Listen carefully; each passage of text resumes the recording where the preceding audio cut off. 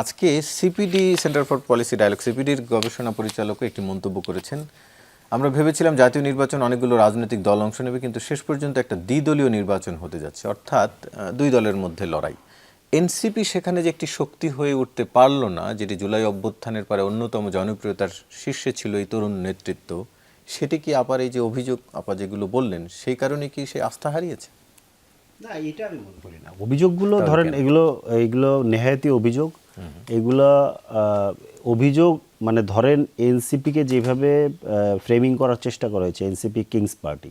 NCP যদি সত্যি Kings party হতো তাহলে এনসিপির সাথে সংশ্লিষ্ট নেতাকর্মীদেরকে কেউ জেলে নেয়? কোথাও আপনি দেখছেন কোনো রাজার দলের নেতারা জেলে যায়? এটা তো না। ব্যাপারটা হচ্ছে যে বিভিন্ন ঘটনাকে বিভিন্ন অল্প বয়সী ছেলে মেয়েদের আবেগকে পুঁজি করে বিভিন্নজন বিভিন্নভাবে ফায়দা লোটার চেষ্টা করেছে।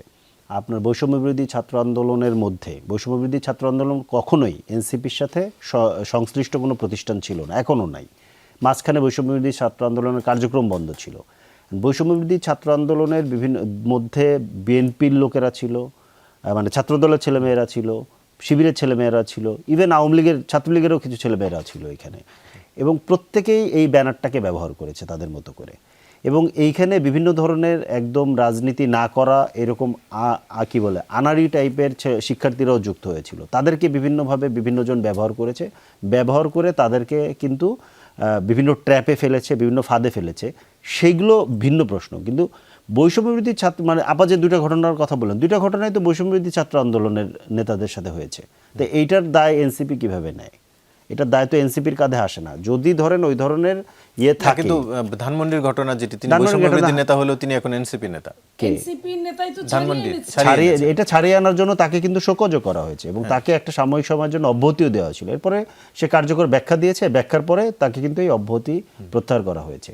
তো এখন এই ধরনের ঘটনা, এটা কতটুকু ঘটনা সত্য, কতটুকু মিথ্যা, আপনি খেয়াল করে দেখেন। যে ঘটনাগুলো মানে সামনে এসছে, বেশিরভাগ ঘটনাই ধরেন আওয়ামী লীগের লোকজনের সাথে সংশ্লিষ্টতা। মানে একটা স্বাভাবিক ব্যাপার যে ধরেন একটা ছেলে, যেই ছেলে মানে আমি ঠিক জানি না ঘটনাটা কি ঘটেছিল, যেই ছেলে আওয়ামী লীগের বিরুদ্ধে আন্দোলন করলো, আওয়ামী লীগের এমপির বাসায় সে কি করে, কে তাকে নিয়ে গেল? এই প্রশ্নগুলো তো ধরেন মনে করেন যে খুব ভ্যালিড প্রশ্ন, তাই না? এই প্রশ্নগুলো তো আমরা খুঁজিনি। আর ব্যাপার হচ্ছে যে কোনো কিছু ঘটলেই কোনো না কোনো ফর্মে যদি এনসিপির একটা ধরেন নাম থাকে, তাহলে মিডিয়া যেভাবে ধরেন এটাকে ব্যবহার করেছে, সেইটা একটা ধরেন মানে কি বলবো, সেটার একটা প্রভাব আছে যে সেটা একটা প্রভাব সমাজে পড়েছে। এখন সেটা তো এই যে বিএনপির বিরুদ্ধে যেসব অভিযোগ মিডিয়া সেটিও ব্যবহার করেছে, এমন তো নয় যে বিএনপির বিরুদ্ধে অভিযোগগুলো মিডিয়া ছাপেনি, তা তো নয়। নিশ্চয়ই না, আমি সেটা বলছি না, আমি ছাপিনি, আমি সেটার কথা বলছি না, আমি বলছি ফ্রেমিংটার কথা।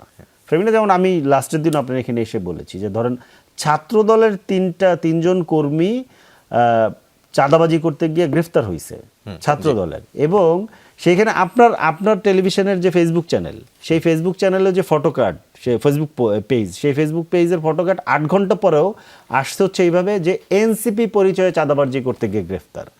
এবং এইটা নিয়ে ধরেন গ্রেফতার হওয়ার সাথে সাথেই এই নিউজটা নিয়ে ঢাকা বিশ্ববিদ্যালয়ের ছাত্র দলের যে জেস প্রার্থী ছিলেন, তিনি পোস্ট দিয়ে ফেলেন। উনি আমার এলাকার, আমার স্কুলের ছোট ভাই, তো স্কুলের জুনিয়র আর কি।